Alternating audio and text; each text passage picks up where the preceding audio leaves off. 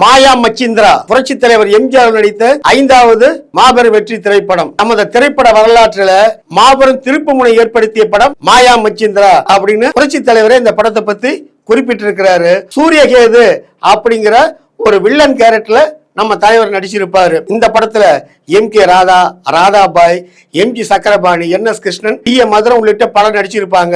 இந்த படத்துக்கு ராஜா சந்திரசேகர் டைரக்ஷன் பண்ணியிருப்பாரு. 1939 படம் ரிலீஸ் ஆனிச்சு. படத்துல மொத்தம் 28 பாட்டு. படம் ஓடிய நாட்கள் 140 நாட்கள். இந்த படத்துல கதை என்ன தெரியுங்களா? காமரூப தேசத்து அரசி ஊர்மலா தேவி. இங்க பெண்கள் அடிமைத்தனம் இல்லை, ஆண்களுக்கு அனுமதியே இல்லை. இவங்களுடைய கொட்டத்தை அடக்கிறதுக்காக மதனபுரி மன்னன் விசாலாட்சன், அதாவது எம்.ஜி. சக்கரபாணி வருவாரு. போர்ல தோத்தர்றாரு. ஒண்ணு தலை வணங்கு, இல்ல தலை துண்டிக்கப்படுவாய் அப்படின்னு சொல்றாங்க. தலை வணங்க மறுக்கிறாரு, அவர் தலை துண்டிக்கப்படுது. இங்க ஆண்களுக்கு அனுமதி இல்லை அப்படின்னு தெரிஞ்சிருந்தோம். இந்த நாட்டுக்கு 2 பேர் வருவாங்க. அதாவது மாயா மச்சிந்திராவும் அவரது சீடரும், அதாவது எம்.கே. ராதா, என்.எஸ். கிருஷ்ணன் 2 பேர் வருவாங்க. இவங்க வரும்பொழுது இவங்களை கைது செஞ்சு ராணி முன்னாடி நிப்பாட்டுறாங்க. ராணிக்கும் மாயா மச்சிந்திரா, அதாவது எம்.கே. ராதாவுக்கும் வார்த்தை போர் நடக்குது. இதுல கோபமடைஞ்ச ஊர்மலா தேவி தனது கத்தி எடுத்து மாயா மச்சிந்திரா தலை வெட்டுறதுக்கு அப்படி வீசுறாங்க. அந்த கத்தி மலர் மாலையா மாதிரி அவர் கழுத்துல விழுது.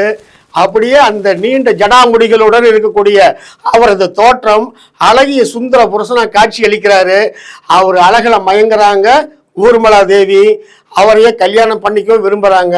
இந்த சூழ்நிலையில தனது அண்ணனை மதனபுரி அரசனை கொன்ன அந்த ராணியை பழி வாங்கறதுக்காக சூரியகேது, அதாவது புரட்சி படையெடுத்து வர்றாரு. அப்ப இவங்க ஊர்மலா தேவி மாயா மச்சிந்திரனை சொல்றாங்க, அவரை நீங்க ஜெயிக்கணும் அப்படின்ட்டு. இவரை மந்திர சக்தியால சூரியகேதுவை ஜெயிச்சு அவங்க நாட்டுக்கே அவர் அனுப்பிச்சிடுறாரு. ஊர்மலா தேவிக்கு மாயா மச்சிந்திராவுக்கு கல்யாணம் நடக்குது. அவங்களுக்கு ஒரு குழந்தையும் பிறக்குது. இந்த டைம்ல இவர் அவரது பழைய சீடர் குருகுலத்திலிருந்து இவரை கூப்பிடுறாரு, மீண்டும் நீங்க வந்துடணும் அப்படின்னு கூப்பிடுறாரு.